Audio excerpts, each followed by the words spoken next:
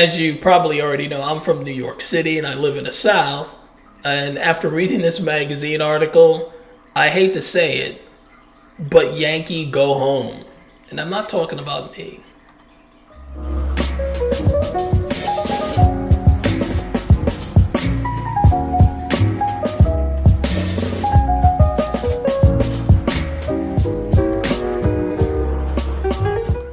Hello, everyone. This is Keith, and welcome to the Ghetto Sapien channel, your home for inner city intelligence.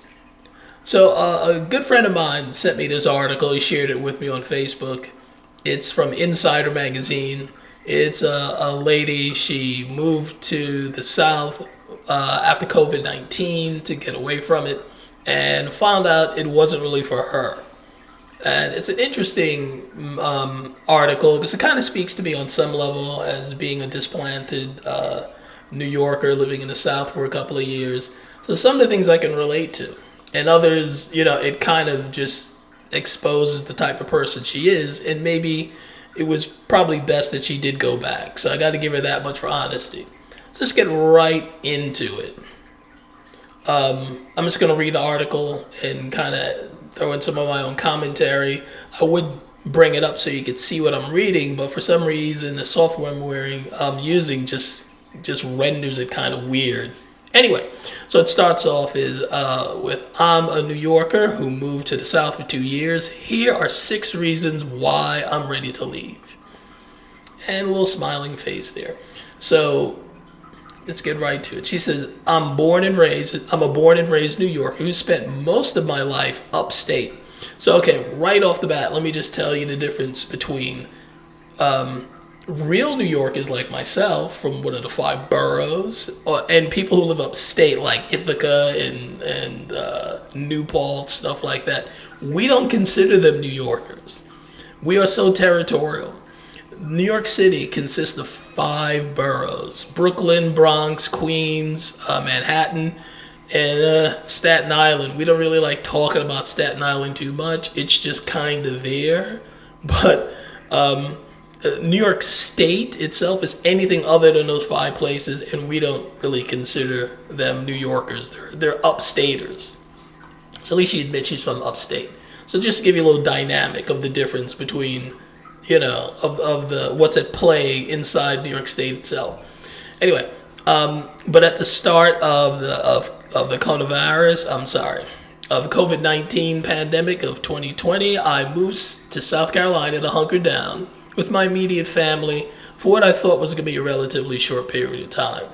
This is me adding my comment. Well, the reason why it was longer is because of your governor and probably your mayor that you voted for. So, you might have something to do with why you were there for so long. Anyway, I ended up living there for almost 2 years. Yup. Thank you, St. Cuomo. And I just didn't think the South is for me. At least she's honest and realizes that. I wish more Northerners realized that too and went the hell back home. Not me, though. I'm one of the good ones. Before I moved to South Carolina, the furthest south I've ever lived was Las Vegas. Okay, so another thing, most of us New Yorkers haven't left the state and traveled too much because we love New York so much and think it's the best. So we don't do much traveling because Las Vegas, my last check, I think it's southwest. It doesn't really have a southern vibe to it at all. Anyway, that was only for 2 years after I left high school, though, so this has been a massive adjustment. Yeah, darling, I bet it is. Now that I'm departing South Carolina and returning to upstate New York, I decided to break down a few of my biggest reasons I chose to leave. Okay, so first one, which is near and dear to my heart, is she says, I find the intense heat and humidity to be unbearable, and it is. She says, I'll probably get roasted for being a northerner and complaining about the heat, but it is hot down here and not in a fun tropical way. That is so true. I mean, today, no lie, it was 100 degrees today, and probably 100% humidity. The air was so thick, you could probably give someone a concussion by blowing them a kiss. It is crazy hot here. It's like Satan's jockstrap. You could swim in the air. It's so bad. So, yeah. She got a point there. It gets crazy hot. In fact, if we didn't have air conditioning in the South, the Civil War would still be going on right now. So she says, no, this southern heat feels like you're experiencing the effects of climate change happening all in real time. Sadly, I have a hunch that it's only going to get worse and quickly.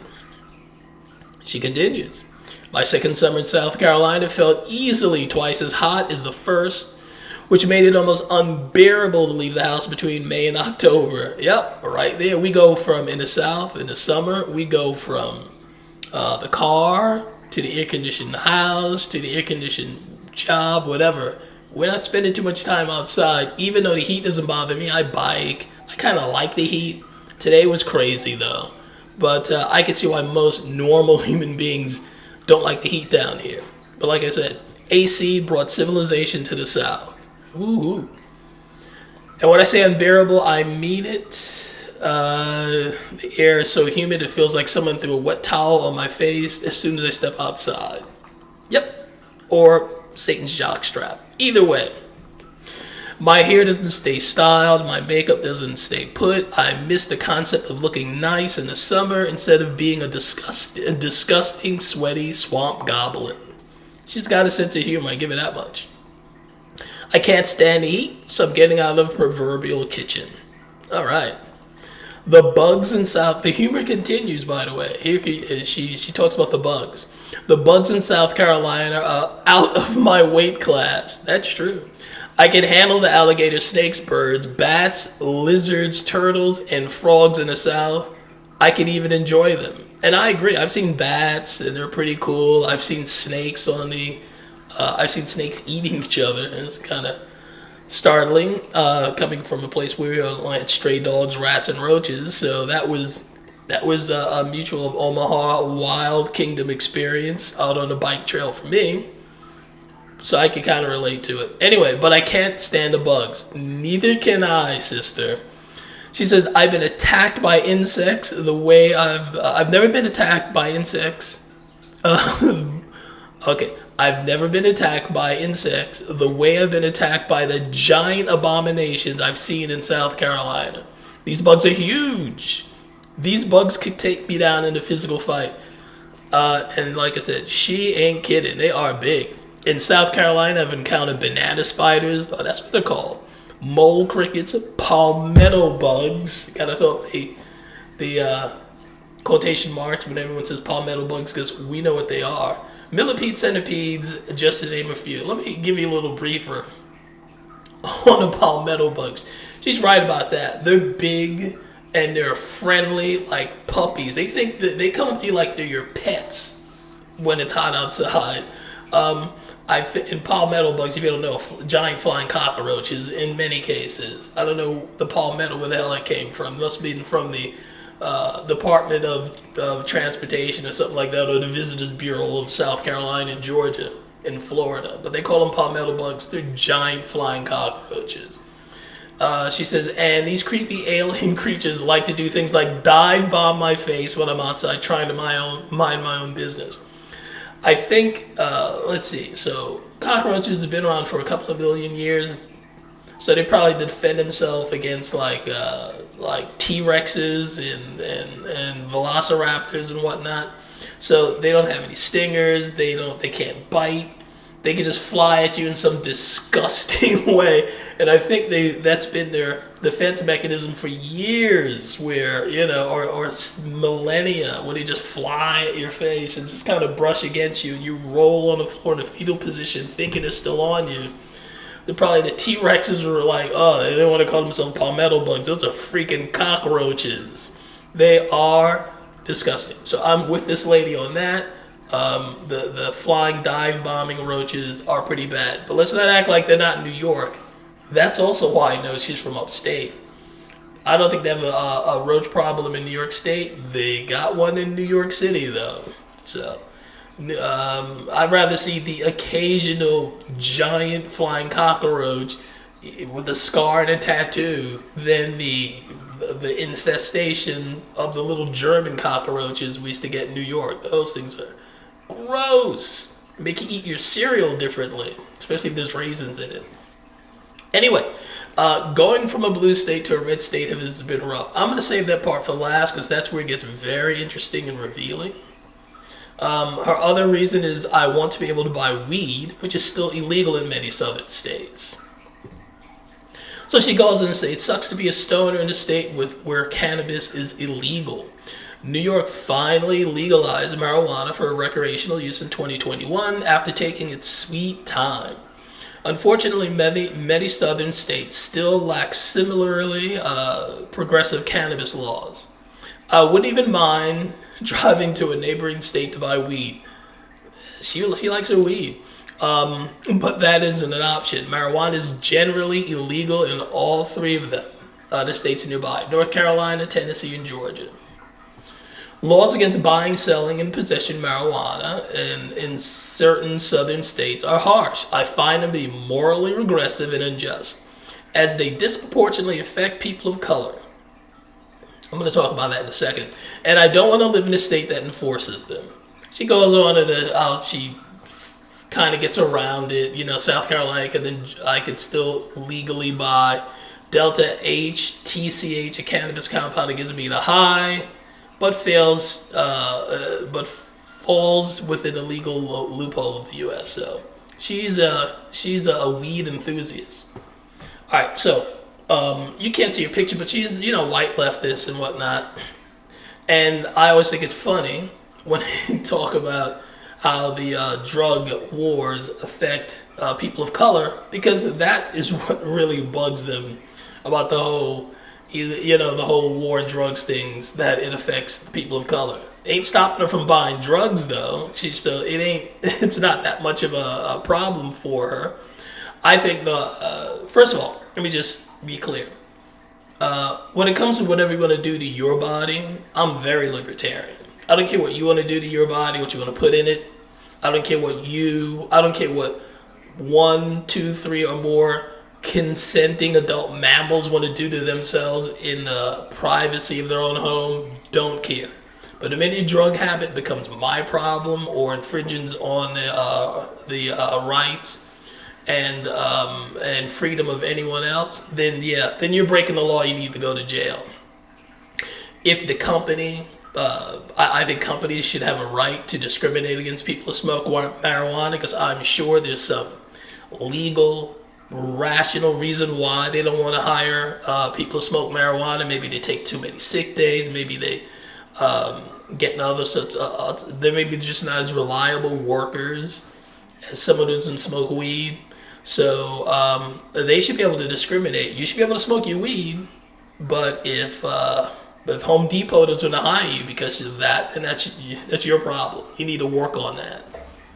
So so I'm calling shenanigans on her concern about the people of color, because weed in particular, you can grow it yourself. So if her biggest issue is that it's going to affect people of color, don't drive to other states. And even if they were to make, I think, weed legal or any other drug, there'd still be a criminal aspect to it, where I think the competition between the different factions who grow and produce and sell marijuana, they're going to remain criminal, I think. They don't want to pay taxes on this stuff, so they'll still do it underground, and there'll be a criminal and violent criminal activity involved with drugs no matter what you do. I think this lady just wants to get high. So instead of saying, hey, I just want to get high, I don't give a crap about young black people and Hispanic people getting killed and getting police records. So she just says, she lies and says that's her biggest concern, that the wars are affecting black people and Hispanic people. Like I said, she has the option of growing it herself. That's the unique thing about weed. You can just grow it. It grows in anything. She can grow in her basement and take away all the risk from all of the black people and all the Hispanic people. She can take the risk on herself, but she won't, because she wants to get high and she wants to pass that risk on to other people. So I think it's very shallow. Anyway, I digress. Her other reason is I miss having access to different vegan foods. It is a reason to leave an entire state. She says it's important to preface my point by saying that access to vegan food depends on where the person lives in the South, and that's true because she talks about Atlanta and places called like the Slutty Vegan, big shock with that name, right? And plant-based pizzeria. So you have a lot of options. I guess just where she was, she's probably in a much more isolated part of South Carolina. They didn't have as much access to vegan food. So, and she didn't feel like cooking at home. So that's that. No vegan food. Hey, leave the South. Her other point is when it comes down to it, there's really no place like New York. Again, New York State, yeah. New York State is very different from New York City. If you like the outdoors, New York State's not bad at all. Their weather is horrible. Like she even admits, she says, upstate New York is one of the most topographically, ecologically, and anthropologically diverse places. I probably butchered all that. Diverse places in the world. People complain about the area's harsh winters, and they are harsh. But they're a small price to pay for the breathtaking autumns. No, I don't know, because I've worked in Minnesota where it's been ice cold, and upstate New York is like cold and freaky. And it's weird.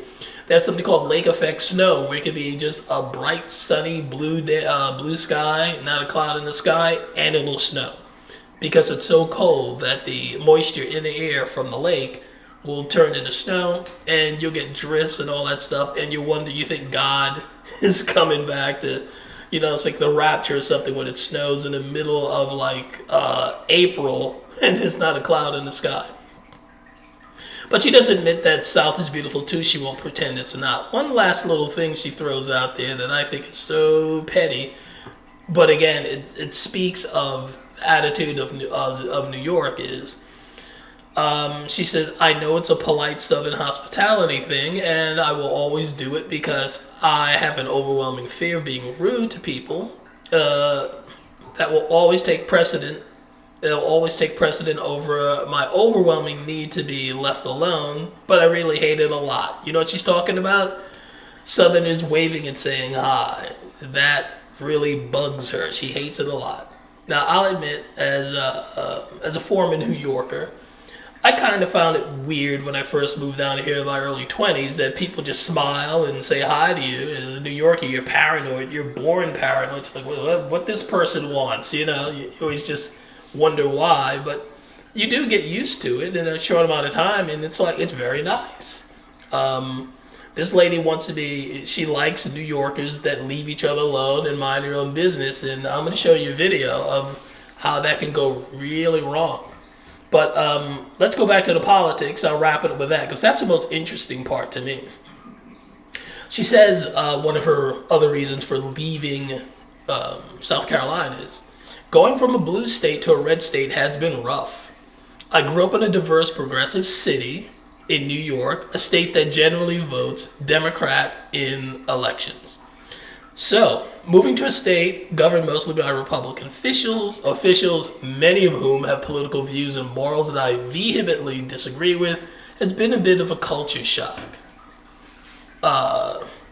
Though a jarring amount of racism and white supremacy is disguised as Southern pride.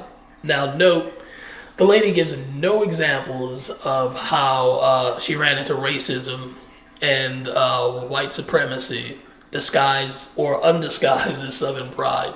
I can tell you from my personal experience, I found the further north I went, the more racist it got. I used to have to spend my summers in Canada. Family's Jamaican. We had a lot of family in Canada, and I was younger too, so things have gotten better, I'm sure. But one of my memories of Canada was going to a swimming pool in the summertime and being asked to leave, and I was like maybe 9 years old, so I was at the pool myself, kids 9 to 10 like that. It was a neighborhood public swimming pool. I was asked to leave because everyone thought I was dirtying up the water for my skin. I mean, I remember seeing when the lifeguard told me that I need to leave. I remember looking around and people like, like really disgusted. They pulled their kids out of the pool and all that stuff. When I lived in New York, I mean, we had all sorts of issues. We had Avenue X, where a black bus driver, was mobbed up and killed by some white guys. We had, it was, I think Brighton Beach was a neighborhood where, some black guys, their car broken down. They were chased by a white mob onto the highway, and one of the guys was hit by a car and killed. I personally have had instances where, of racism and bigotry I've had in New York. So it can happen anywhere. And in the South, I really haven't had anything to speak of any instance of racism. I'm sure it exists. We all know that. But I'd like to see this woman's example of some of the Southern white racism she's run into. Anyway, she said, I've also learned that there are swaths of the region that are beautifully diverse and desperately underrepresented. As I spent more time in South Carolina, I realized that it's a predominantly conservative elected officials who aren't necessarily representative of all the people who live there. Okay, so what that is a case of demography,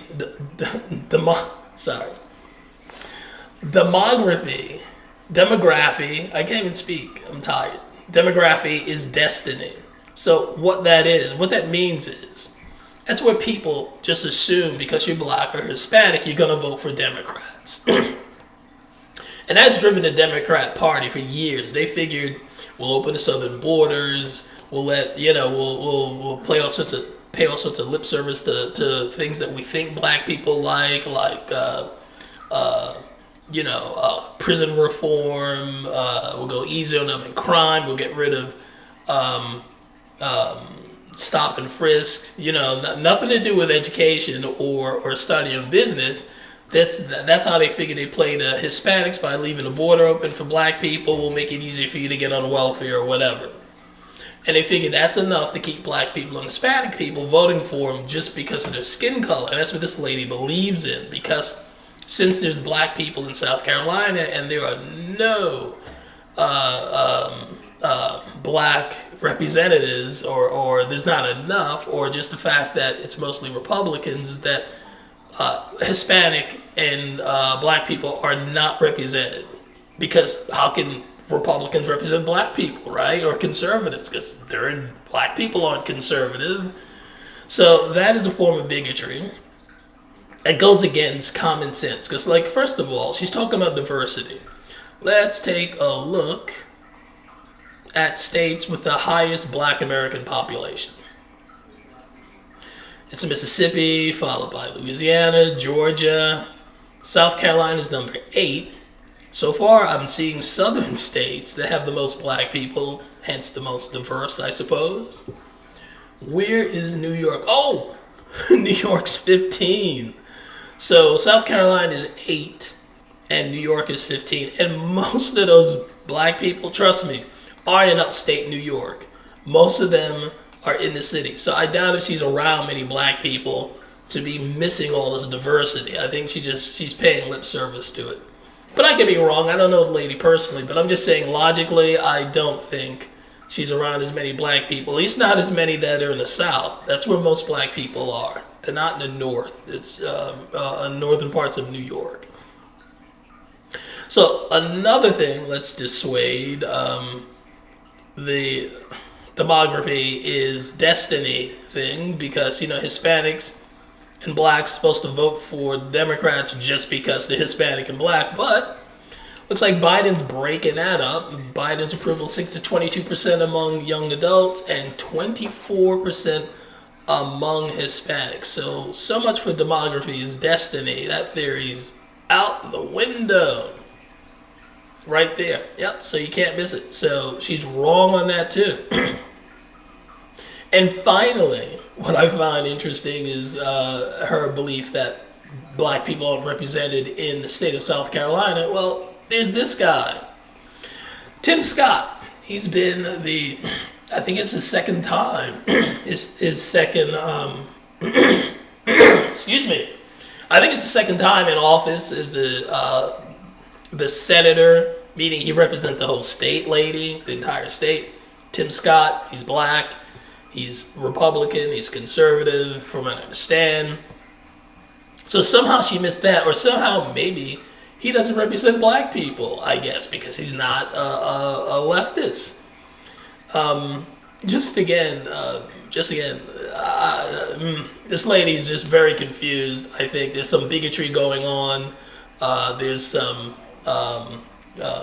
elitism about the South, and her talking about how New Yorkers mind their own business and just, will leave you alone.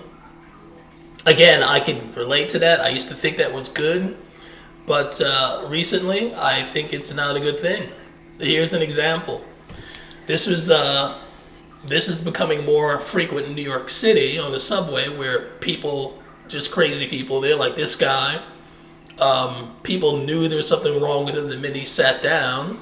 They moved away from him, and he grabbed this poor lady's hair, and it's pretty much a kidnapping because she wants to move somewhere else, and he's preventing her.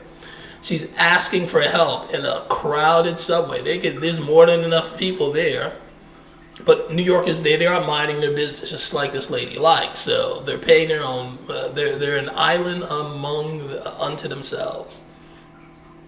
This, I think, is it's becoming more common up in the north, where, I guess since New Yorkers, we don't have much land, we don't have much property, we jealously guard our personal space to the point we'll ignore our fellow man who's in need.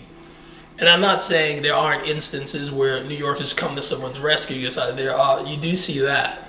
But if you do a search for people attacked in broad daylight New York, it's gotten really bad. So something's changed there. I guess it has changed enough for this lady not to go back. But again, she's living upstate. She doesn't live in the city, and to see what it's really like. So some of these things she's voting for and advocating doesn't have a direct effect on her life, or she just ignores it. But I don't know. That's just my opinion. What's yours? Like, share, comment, and subscribe.